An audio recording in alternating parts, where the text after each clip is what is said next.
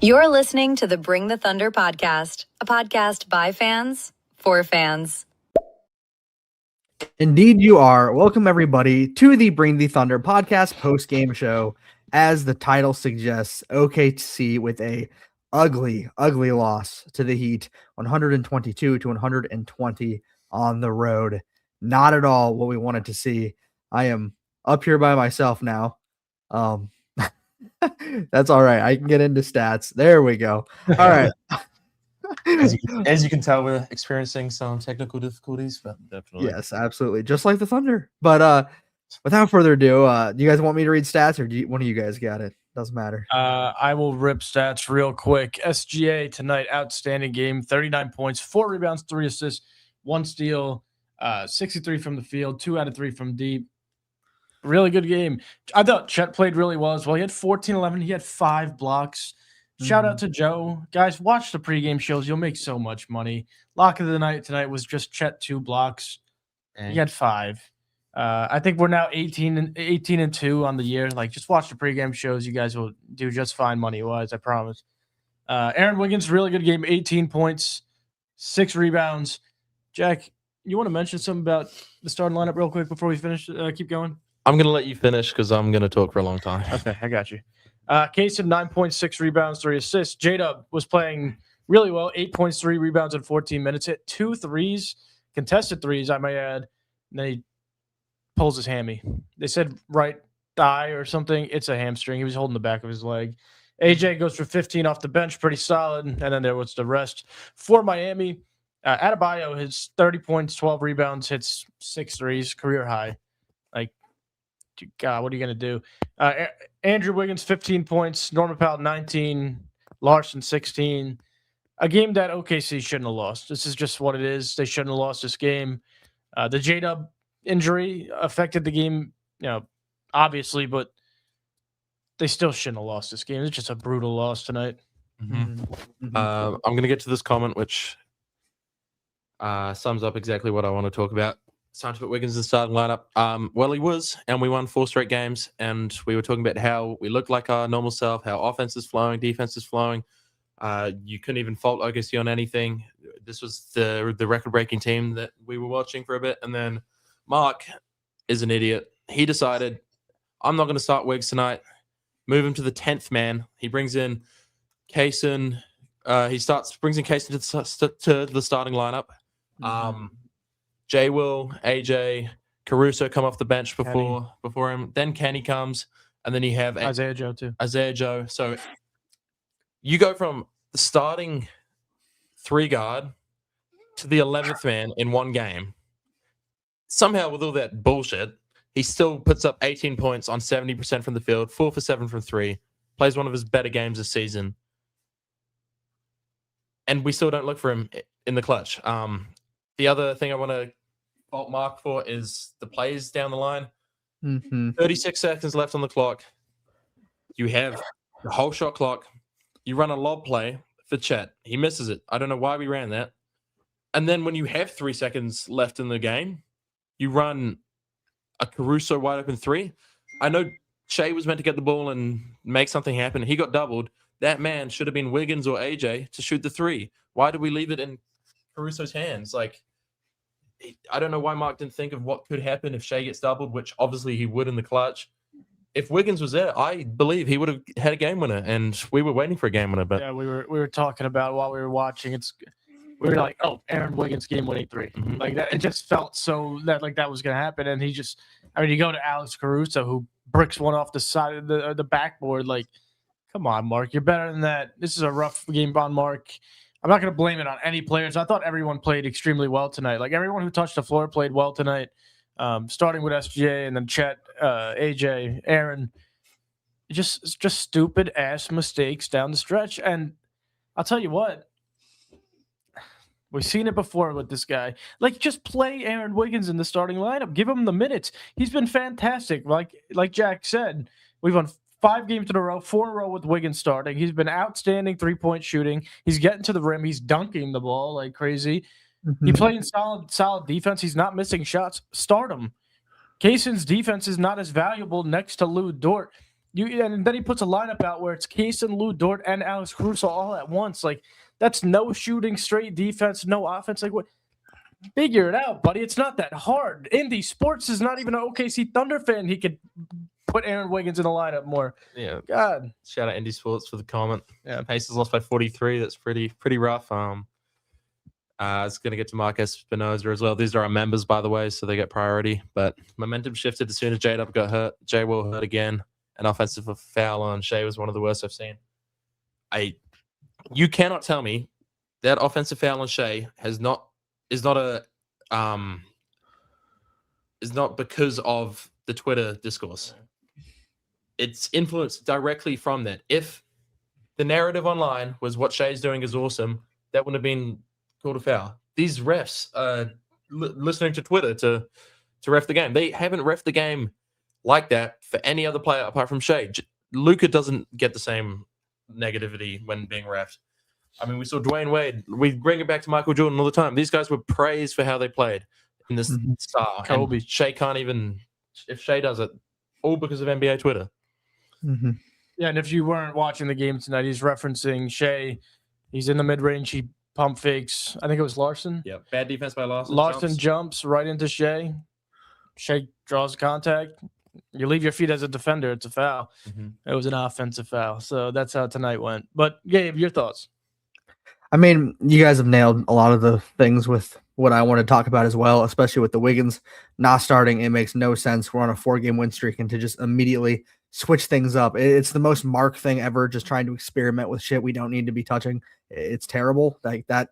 That's the kind of things that makes us really angry as Thunder fans. And I don't know why he continuously thinks that's just the way to do it. But then the playoffs come around and he will rather die than change the starting lineup. Like at the wrong times we are changing the lineup, and at the wrong times we're keeping the lineup the same. But to go a step further, there's a glaringly obvious reason to me why we lost this game. And it actually goes hand in hand with one of the comments we got here.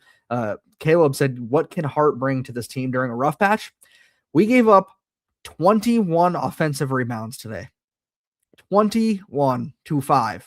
I don't know the exact stat, but they scored on almost every single one of those offensive rebounds. I think they almost broke a record tonight for seconds. I believe they almost did. So the most second chance points in a game this decade, 37. Miami Heat tonight, 33. There you go. 33. Yeah. Another point on that is like Isaiah's definitely going to come back and help that. That's what he was brought in. That's why we won a championship.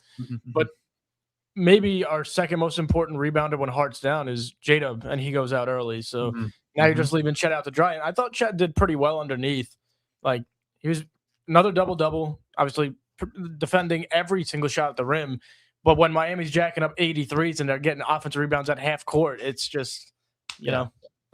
Yeah, I mean, it's when you just look at the stats as a whole, like we shot higher from the field, we shot higher from the three, we shot higher from free throw, we forced more turnovers, assists were close, and then you look at the rebounds, and it's just that's terrible. 21-5 is horrendous. 33 second chance points. I mean, I'd love to know, like, mathematically, what's the percentage of games that you can even win if someone scores, if someone gets 25 plus offensive second chance points. Like, you just will not win games when that happens. Like, it doesn't matter. 45% from three for us is like outstanding. And that's for anybody. But for us, it's like thanking God because we shot so efficiently.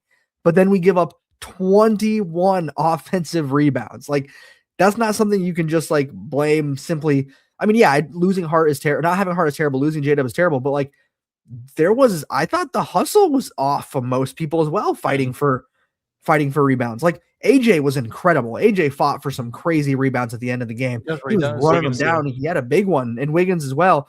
But I mean, like, it just feels like no one's boxing out. Like, nobody is boxing out at all. Like, they're just feasting, and they have some big guys, but they were just feasting. They were getting whatever they wanted, and it was way too easy. And adding on to that, like, they couldn't have shot. I mean, Bam Adebayo with one of the best games of his career. I seriously, I mean, he set a career high in three-pointers made with 6 threes. He's got 30 points. He's got 12 boards. The guy absolutely killed us. But, I mean, they had so many people in double digits. They had people coming off the bench who, like, I hardly even know, just checking in and cashing threes. Yes. I was like, who is that? Well, And he just steps in and hits 3 threes. Another thing, he got hot because J-Dub gets hurt, and we're just playing 4-on-5. We're not taking a foul at either end. We leave him wide open. He makes that one. He makes another one after that. Leonie Brooks in the comments, I lost it, but she nailed it on the head too. It's a really good question. What happened to J. Will? Well, actually, to J. Will, nothing. Mark just didn't play him in a game where we let up almost the most second chance points ever. So, again, blaming this one fully on Mark. J-Dub, Leonie, looks like a hamstring. I don't know the depth of it, but it didn't look great. He couldn't really move. So, but Leonie, great question, because where was J. Will? We were watching the game, and then like 5 minutes left in the fourth quarter, he checked in, and I was like, wait a minute. Is this like his first time coming in the second half? And it was relatively just about that. So the whole game was just Mark.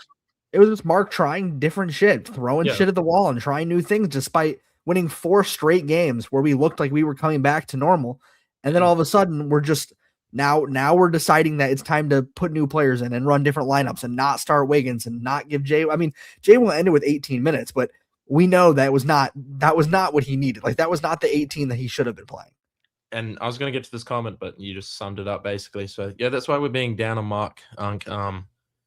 He's just, I mean, there was the challenge early on that obviously I looked away for a sec, and then I looked back on the TV, saw they're challenging it, and I was like, oh, nice. The Heat are wasting their challenge, and then realized we were wasting our challenge, because losing that really early on was not great, because there was so many missed calls, like the Dort power 3 in the corner. That is some of the craziest. That's also Twitter's influence on the games, because Dort didn't make any contact at all, didn't even, no landing space, none of that with Norman Powell, and got a 3 because Powell did a sidestep, jumped, clutch, spin around, shoot, kicked his legs out. Of course, that's not going to go in, but I did like Unk's comment saying the Heat couldn't have played any better than they did tonight.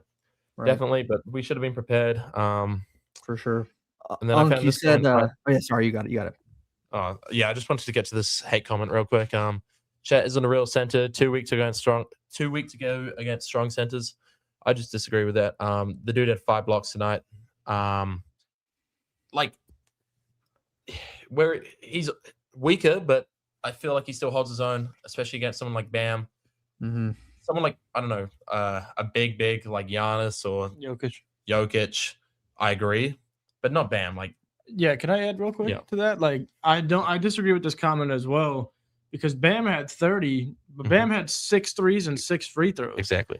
Yeah. Right there, that's 24 of the 30 points. There was nothing inside. No real center is guarding the 3-point better. Like, Bam Adebayo is a 33% 3-point shooter and makes 6 out of 9 tonight. Career high, made 3s. Like, that's nothing to do with Chet. And then Bam also had 12 boards, Chet had 11 and 5 blocks. I was very happy with the way Chet played tonight, especially being by his lonesome, because Jay Will didn't play at all tonight. So I was ecstatic with the way he's played and the way he's been playing. Right. You say I need to have a little light blue color in the room. When that's a new thing. If we lose a game, I'm not putting the lights on, man. I got to sit in darkness. I have to sit here and just I got to sit in it. That's the new thing. I can only have lights on when we win. But you also mentioned a little bit later on saying that there's nothing wrong with trying new things. I get what you're saying, man. Like, I get it. Like, that can make sense, but not when we are 4 consecutive wins in a row with the same thing and it's working really well. It's not like, well, let's just use this game to try something. Like, no, let's not. Let's keep winning. Let's keep rolling. Let's keep working the way we have been. So that way when Hart comes back, then we can try something and then we can switch things up, but not right now. Hart is not back. Do not try to change things. That's just not something we need to be doing right now. Finally got out of our rut when we went 6-6. Beat the Pacers, beat the Spurs. Yeah, now he wants to pull this, but changing is just terrible. It's just terrible. Oh, we beat the Spurs and another Houston. And that was a big win. Beating Houston was not like, that's a good team, and we made them not look like a good team. Like, we handled them, and it was like, oh damn, like, we're back. And then he switches the entire lineup and shorts J. Will in the minutes that we need him, and we get murdered on the rebounds. That was one thing I said was, when J. Will comes back, you'll instantly notice a rebound change, and you did. For those 4 games, we were competing again. We were winning rebound battles.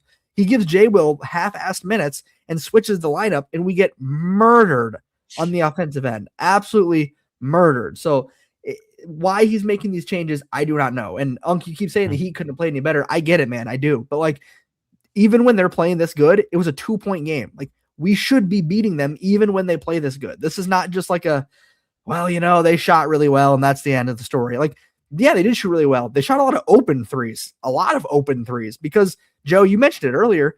We were kind of lazy guarding the 3-point line. Like, I think after Bam had hit like 3 threes, we should maybe start guarding him because clearly he was feeling it. Like, and we were just leaving a lot. They were skipping passes like crazy, and we were just leaving some open threes. So, like, I agree with you, Unk. Like, yeah, they did shoot really well, and I'll give them credit for that. Like, they played a great game, but we only lost by 2, and that's not just because they just happened to play good and it was a close game. That's because we're way, way, way, way better than them. And to come up short in a game where they played this good is really annoying because this should have been one of those games where even when they played really good, we still stomp them out.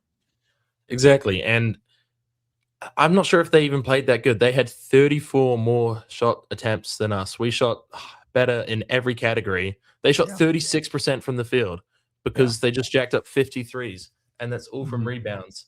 Obviously, I mean, they couldn't have played any better than they did tonight, but that's as a factor of OKC's rebounding and defense. It's not this wasn't a one-off game where they all go crazy. They got 34 more shots up than us. There's no way you're going to lose a game. I mean, we almost won it, but you can't lose a game when you're shooting that much more than the other team. Yeah, and I'm going to add in here really quick, Gabe. Sorry. No, you're good. I'm just like, so with me, I'm not necessarily upset. Like I already mentioned, like I thought the team played really well tonight. Maybe they were a little lazy defensively. Maybe the energy got sucked out of them when J-Dub gets injured. Gabe, you better hold that shit together right now. But guys, we're gonna take a commercial break. Imagine we could do that. No, but for real, incredible. If we have sponsors, we're gonna start doing commercial breaks. You guys, you can skip the ads, and we'll just be sitting here like talking. But sorry, Joe, continue. No, yeah, and like I was actually pretty happy with the way everybody played. Miami shot the ball well. They shot it well, but they shot it a lot as well. Like we just beat Miami by 20 points at home less than a week ago. Obviously, they're gonna want to come out and get it back in their place. But all of it tonight is just the only concern I have from tonight. And like, yeah, you're going to drop games like this every once in a while. Maybe we're not accustomed to it because we didn't last year, but it's Mark. It's Coach Mark. Like, that's the only concern I have from tonight. It's okay, maybe. Like, I don't want to set the standard that it's okay to be lazy on defense some nights, but it's a really long season. It's going to happen. But it's never okay for your coach to be lazy and a moron in one game. And that's kind of what Mark was tonight. And maybe some people in the chat are thinking like, oh, Joe's just protecting the players on the team. I really just think they balled out tonight. I like the way they played. They didn't have J-Dub. They didn't have Hartenstein. They didn't have J. Will because Mark. And I think they put together a pretty damn good game on the road in Miami. Yeah, shot good. And we scored 120 points. That's more than enough to win a game. Especially for this team that can hold any team to 90 points, supposedly, with their all-time defense. Yeah, exactly. Getting to this comment about the alley-oop to Chet. Yeah, it was a good play. Got a good shot. Maybe got fouled, but do we need that in the context of the game? No, it was a good play if you're down by 2 with a couple seconds left. It was a good play. Like it should have worked. Also a foul, by the way. We could have used it at the end. Yeah, because of that, we had to live with the Caruso. Yeah, exactly. So why do we run that with 36 seconds left, but not with 3 seconds left when we're down by 2? It's because we just previously used it. Like, what a waste of that huge play. And let's say hypothetically, like, you do get that playoff, right? And we slam that dunk down with like 36 seconds or whatever. 35 seconds left. Exactly. Why would you not want to just use the clock and get it done from there? Like, that does not make sense to me at all. And that's Mark drawing up a bad play. But something I was going to point out too is, Joe, you talked about like ultimately these guys just were, putting up a lot of shots and whatnot. But another thing to point out is they had what I call the Boston Celtics mentality, live or die by the 3. 53 pointers is an absurd amount of threes to shoot in a game. 53s. That's crazy. So putting up 53 is like, it was pretty obvious that they were going to either live or die by the threes. Like, they had no expectation of if they weren't shooting all these threes and actually getting them to fall, this would be a blowout. Like, if they don't happen to shoot 40% from 3 and actually hit those, this would be a blowout of a game. if Bam doesn't have his career high in 3-point, this is a blowout. Like, yeah, everything had to go right their way, but in the process, they put up 53s. Like, that is ridiculous. They're just shot chucking. Like, yeah, it's terrible. And that's what happens here is they put up way too many threes. We don't really do. Oh my goodness. We don't really. I know exactly what that is. We don't really do enough to actually like. And this is where I'm angry with us, Unk, is like, yeah, they're knocking down their shots, but I don't want to ever see us allow someone to put up 53s. Like, you got to be closing out better than this. You got to be forcing the ball better. Like, 14 turnovers for us is actually like not great. Like, I'd be wanting us to force more against a team that doesn't have Tyler Herro tonight. They don't have Jaime Jaquez. Like, this should have been an easy win. And it's just the fact that they shot 53s and got almost half of them to fall that ultimately helps them pull out the win. It's annoying. It's so annoying to only lose by 2. Yeah. It's almost impressive, really, to lose by 2 and shoot 34 less shots. But I was going to get to this one as well. Right on the topic of rebounding and second chance points, Kenrich Williams should have got more minutes for sure. This is another reason why Mark is getting flamed tonight, because his nickname is Kenny Hustle for a reason, because he doesn't do much scoring. He doesn't do much offensively. Yeah. Well, he does, but the rebounds, he'll fly in for anything and really change the game with defense and offensive rebounds and defensive boards. Why he barely played tonight, couldn't tell you. Massive game against Memphis, changed the tide so quickly with that. Big threes, everything. So, yeah. And then I was going to get to Indy Sports Fan. I'll let Joe read it out for us. Indy, you're the best, bro. I believe it's time to trade Wiggins to the Pacers with AJ Mitchell. We'll give you all J Huff. I mean, anything for that reverse dunk package, I think I'd give you SGA, to be honest. Of course. Maybe not Wiggins. If we have to throw in picks, we'll do it. Let me actually be a little bit funny. We can't, you don't deserve Wiggins if you lose by 40, Indy. I'm sorry, brother. But let's do. We're about 24 minutes in, Gabe. We lost the game tonight, but OKC's been on a pretty good roll. So ladies and gentlemen, it's time for what the is Jack wearing?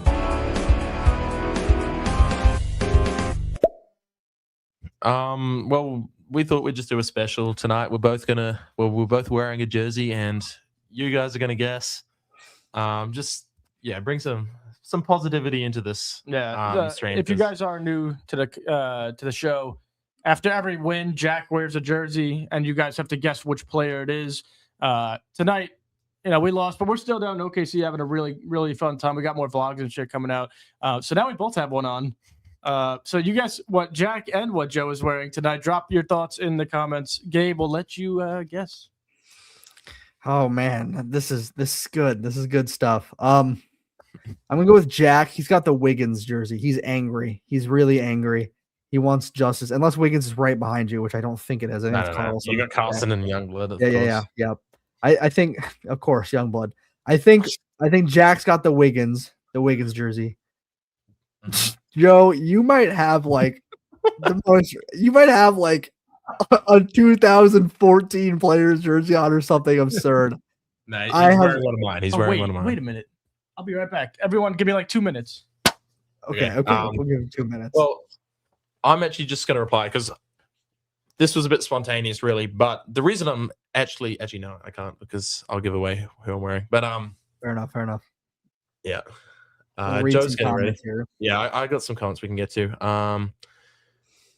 Mark Espinoza, member here, part of our membership.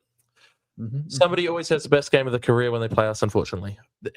We covered this during our losing stretch. It's not unfortunate anymore. It's because our defensive scheme, we double team the main threat and leave wide open corners, or we always rotate. We live with the wide open corner threes, and that's why someone like Myron Gardner can go for 11 points and hardly miss a three. So, yep, absolutely. It just happens, man. Like Mark has always lived or died by that. He's been doing it for a while, and sometimes it works effortlessly, and then other nights, Bam Adebayo sets his career high for threes made. So it just happens, man. Like it does. There's no other way to put it, and it's frustrating. So, guess more comments. Got Indy saying AJ and okay, that is crazy. You are wearing This is crazy. Oh my gosh. All right. Lock your guesses in. I'm sticking with Wiggins for Jack. Joe, I'm going like You know what it is, Gabe. Nobody else in the comments is gonna know, but you know what it is. Oh, I do know what it is now. Thank you for that. I'm not even gonna say it. Yeah. All right. Just want to put that out there. I'll reveal mine. And actually, there's about 10 comments that guessed it. Aaron Wiggins. And yes, you were all right. It's because I'm angry that, Unk is right. Wiggins because he played good. Wiggins since he balled out. Someone said because I'm angry. You're all right. I want to shout out Indy because originally Indy commented Wiggins and Mitchell, and I was wearing an AJ Mitchell jersey, but I forgot. I got my jersey from home now here. Yeah. So Indy, you win this one, by the way. Indy, that counts as a point. You technically do win, but I want to show a little something for the pod. I think this is really dope. If you guys have seen it, was in my setup when we were back home. But now we're putting it on the body. Final guesses. They're not going to guess it. Sounds like today we are going with a Bring the Thunder OKC jersey. Mark Espinoza got it. Are you? Oh, there you go. Podcast jersey. that's a crazy snipe. And he just said 2 nights in a row as well. Where was it? 2 nights in a row, and he gets that one.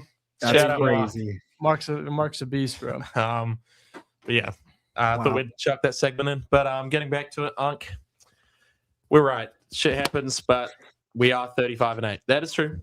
We're always grateful. Sorry. Joe's just been getting electrocuted everything he touches. We're very grateful that we're in this position. Bring the Thunder. We wouldn't be expecting more of this team if they weren't capable of it. And when you lose in this fashion, it's frustrating because we played good, but it was so fundamentally Mark's fault tonight.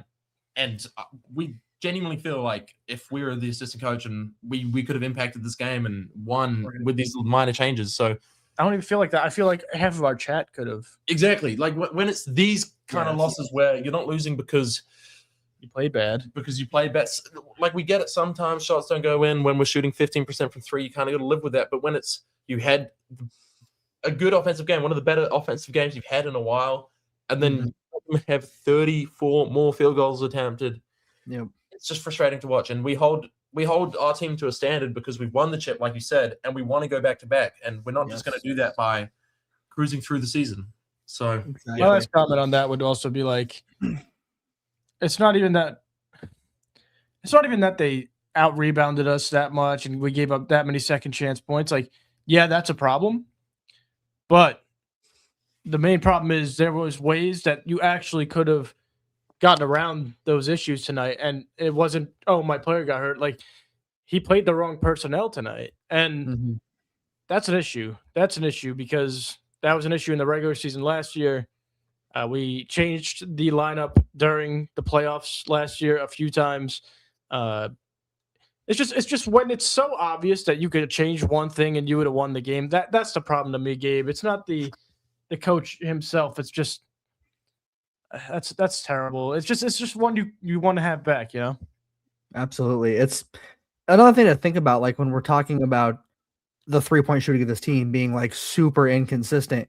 When we knock down 45% of our threes and we don't win those games, that is annoying, like super annoying. And something else I wanted to mention is like we shot really well, and this is by no means am I calling out this player, but like just think about this. AJ was 1 for 6 from 3 tonight. That's not normal. Like AJ he still ended with 15 points. He had a great game. If one of those just happens to fall, we win this game. Like that's how close of a game this is. Where if one of those threes falls, this game goes different. And there were multiple of his shots tonight that rang around the rim 2 times and came out. So like, and Dort's 1 for 5 from 3. Like we had a good shoot night all around, but if one of those extra 3 falls, that's how close this is. So that's what I keep mentioning it, but that's what really annoys me. Losing by 2 points in a game where we shot 45% from 3 is just not right. And it goes back to the 21 offensive rebounds and the 33 second chance points. Like that's what it is. That's what annoys me. And I think it was, responding to Unk, like, Unk, this isn't the kind of loss where I'm like, it's over. You know, I'm not like, blow it up. The season's done. Like, it's just annoying. It's really annoying. Like, I don't want this to happen to us. So when we lose games like this, it's just it's frustrating, man. It's so frustrating. But no, I understand that we're frustrated. Don't think that we're saying it's over, because it's not. But it's unfortunate that we lose this game in the way that we do. It's over. No, I'm joking. It is. Yeah, I just lied, actually. Going back and forth with Unc a lot tonight, loving the chats, but would you rather go 78-4 and not win the championship, or 68-14 and win the championship? And I agree. When you lose, you learn stuff, and you're going to get better. But if we don't dissect why we lost and what we're doing wrong, like we are tonight, then we're not going to get better and win that championship. So I feel like that's what we're doing. We're both on the same page that these losses have to come, and we'll get better from them. But you have to get better from them. Like, yeah, exactly. Well, it's not 100% that they will get better from them. It's on the coach to learn from his mistakes as well. And the one thing I'll clarify with Mark, which we're always on him when we lose. Well, actually, the problem is it's because it's genuinely his fault. But he's as young as the players, in the sense where he's a really young NBA coach, and the players are very young too. Mm-hmm. And right before we introduce our next guest, I'm just going to say, like I always say, like, he's going to have learning curves too, just like the players. He's super young as well. He's in his 40s. He joined the team when pretty much Shea did. Like, Shea was there a year earlier. So got to give him some props too, but that's just one you can't have tonight. Gabe, why don't you welcome in one of our dear friends of the pod? Oh, man. Am I missing something? You can't see it. I can't see. I'm sorry. So we give all our members, if you buy the membership, you get an opportunity to come up here, say what you want for a couple minutes. And tonight, Mark Espinoza is joining us. So welcome, Mark. Welcome, Mark. Hey, what's up, fellas? There he is. What's up, Mark? Mark's got a sweet setup tonight. Look he does. It's an incredible setup. Thoughts on the game, Mark? Like I said earlier, I'm frustrated. I'm pissed, but at the end of the day, they're still our guys, and I'm still going to back them no matter what. But and something's got to change in our schemes, and our defense was sloppy. I mean, our offense looked great, but we just need to get back to playing OKC basketball, and when we do that, nobody could beat us. So yeah, I think you're absolutely right, Mark, because we saw the version of what OKC basketball is against San Antonio, against Houston.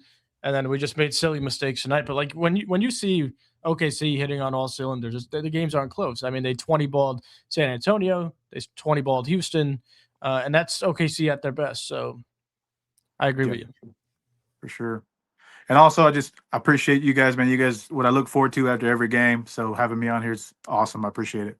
Man, we appreciate that, man. That means a ton to us too, man. It's just really cool being able to do this with you guys and go back and forth talking about OKC stuff. And you mentioned earlier, kind of responding to us, like, people are afraid that we're dogging on the team or we're calling them out. Like, no, we're not hating on the team. We are diehard fans, but you're going to hold the team accountable when they're as good as they are and something goes wrong. And we're not necessarily calling out the players, like Joe keeps saying. Like, a lot of this was Mark. The subs were poor. The starting lineup was poor. And like, we're just pointing out things that are frustrating us. It's a Thunder game. You actually said this, Mark. It's a Thunder game. We lost. We're going to talk about it. Like, I'm not going to get on here and talk about how great everything went and then wrap it up. Like, that's not what we're here to do. We lost this game. Got to keep it real. Yeah, absolutely. And Mark, I got to ask you, what do you think the starting lineup right now should be with iHeart out? Ooh, I definitely think we should start Wiggins. He's balling right now. I like AJ too, but I kind of like his when he comes off the bench as well. So I think he brings a lot to us off the bench. I feel like I said the last podcast, I think K-Ridge needs a little bit more minutes, but you guys also touched on that. He's not going to be a guy that's going to give us 25 minutes a game. He's the 8 or whatever minutes he gives us, he's going to give his all. But I think Wiggins should start there. I feel like, as good as Kasem Wallace's defense is, I feel like Wiggins' points, we need more than them 2 steals a game. So I want to put him in there. And man, J-Dub being down is going to hurt, but we've been there before where we went 16 games in a row without him. So it's just something that we're going to have to get back to the drawing board and practice and figure out. And hopefully Mark doesn't change a bunch of things up again before the Cavs game. So definitely. And I think AJ Mitchell will do a great job of stepping into that spot for J-Dub, getting downhill, ball handling. Because what we did realize was you can't play J-Dub, Shea, and AJ all at once. There's too much ball handling and too much getting on the rim. But I think AJ yeah, smash that over for the next couple of games whilst J-Dub's out. But. Yeah. And Mark, you mentioned Kenny and the Kenny minutes and whatnot. It's one thing when we said, like, yeah, he's not going to give us 25 minutes a game, and he's always going to give us what he's got. But in a game where we're getting killed on the offensive boards, he needs so much more than 3 minutes. Yeah. 3 minutes is just abysmal. It's like you just threw him out there to see if he'd come out and hit a 3 and gave up. Like, I know he didn't shoot any shots, but 3 minutes, like, come on, man. We need the hustle. We need he's not a little guy. Like, he gets boards. He fights for boards, and that's what we needed against these guys because they're not particularly big either. Bam Adebayo is an undersized center. Like, he shouldn't be getting 12 rebounds with ease, and Chet can't be the only one that we're relying on to pick up these boards. So I agree with you, Mark. Kenny needs more minutes. I'm not saying he needs a bunch, but 3 is not going to cut it. It's like Gabe and Mark. Go ahead, Mark. No, I was just saying, the rebounds we did get, you got Caruso down there grabbing a board, getting swarmed. You got Wallace grabbing boards and getting swarmed. Where's our bigger guys? And where they're at is sitting on the bench where they need to be in the game. So that's a huge problem. Yeah, and Mark, I got to touch on Kenny too. I mean, are we not paying attention to what he's been doing? He's guarding Wembanyama one-on-one against the Spurs. Mm-hmm. He's putting up 21 points against Memphis and leading a 20-point comeback on the road, playing excellent defense, hustle, everything he does, shooting the ball well.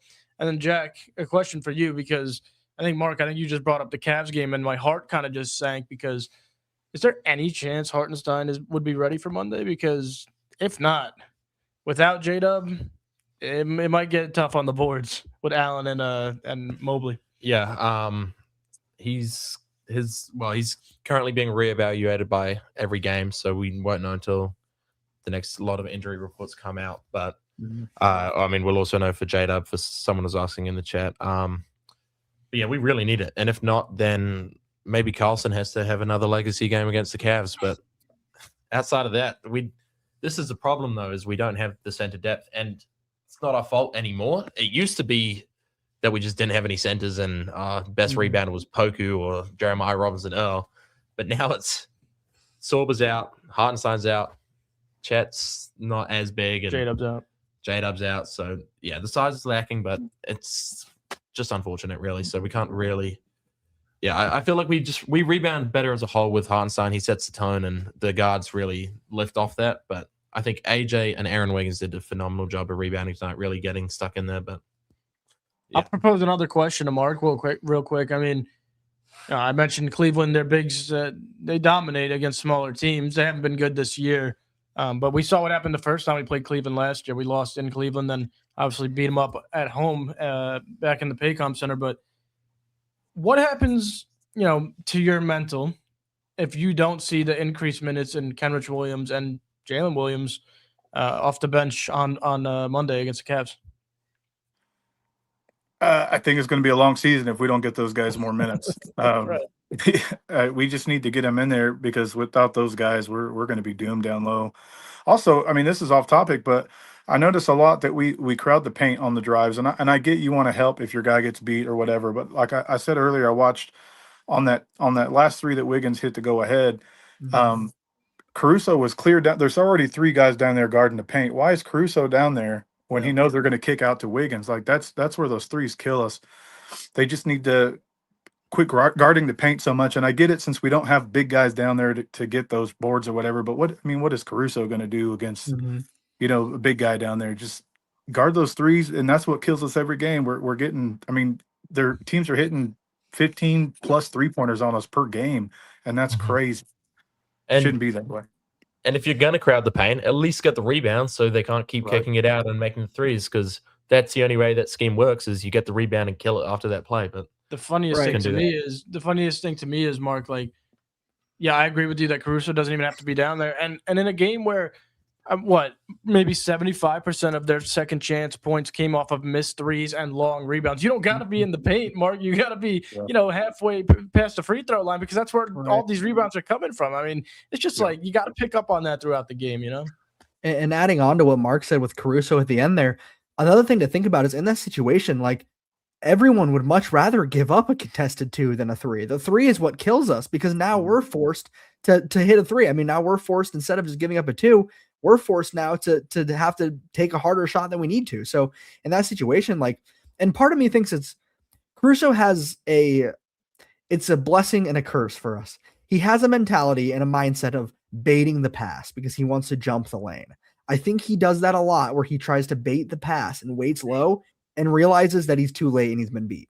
I think that's what he was doing. He was trying to pay attention, but he got caught and realized my guy is not where he was when I saw him last. He is now behind me. And by the time that pass is gone, you could just see him turning and was like, shit, because he gets out there and he tries to close out, but that's just sloppy. That's lazy. It's really lazy because you're too worried about, trust in your big guys, like trust in the guys that guard the paint. We know we can do it at least decently.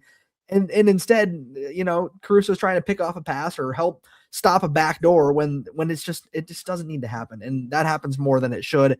And then they kick out to the 3 and we just let them shoot it. Like that's what Jack was saying earlier, the game plan of let them shoot the open corner 3.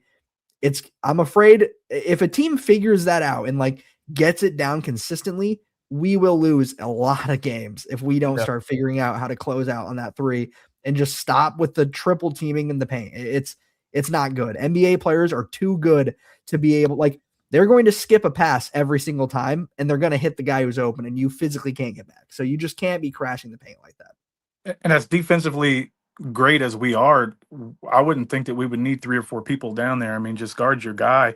Mm-hmm. And most of the times we make them turn it over, but just give a good contest down low and it should be fine. But it's a kick out every time. And it's every time. And if I see it, like, why can't they see it? But exactly. That's the whole point tonight. Like, no one's extremely upset with this loss. Yeah, it stings probably a little bit, but it's things that they can, fix, and then that's always the good thing. Offense played well, defense played actually well. They just couldn't get a long rebound, and I believe they will fix it. Mark did a good job at readjusting throughout the season last year. But Mark, before we let you go, I got to ask you one more question. What the is Jack wearing?